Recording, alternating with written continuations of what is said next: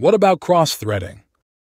Actually, cross-threading the hardened steel of the spindle would require extreme torque, far beyond the 14 foot-pounds that our system delivers.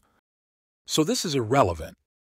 The precision of CNC and the RapidChange ATC magazine inherently prevent this from occurring, because of the fact that holding the clamping nut precisely relative to the spindle while trying to spin it on is not that easy when you're trying to do it quickly.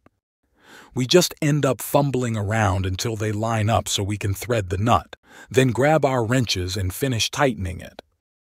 This brought to mind the fear of cross-threading when I tested the first prototype, and I will admit, it was a tense moment. I was almost waiting for it to happen, when suddenly it spun on, nice and smooth. It became obvious to me as I remembered that a CNC is a precision machine. It will return to the same exact location every single time without fail. Isn't this why we use computer numerical controls on machines in the first place? When the clamping nut is held in the same position and orientation every single time, why wouldn't the nut thread perfectly? The RapidChange ATC magazine holds the clamping nut precisely in the same location and orientation after being unloaded every time.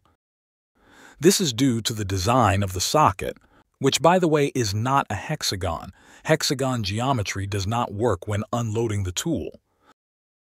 Every time a tool is loaded, the spindle and nut are always precisely aligned and oriented. This makes it far more repeatable and accurate than changing tools by hand, not to mention much faster. The only potential problem is for the nut to become stuck at the start of the threading process. The only way this could possibly happen would be through gross misalignment where the spindle shaft is not perpendicular to the magazine.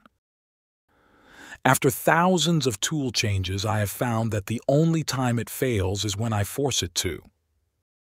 So what about cross-threading? While it is certainly a logical question to have, it is clearly a non-issue. Happy tool changes. Thanks for watching.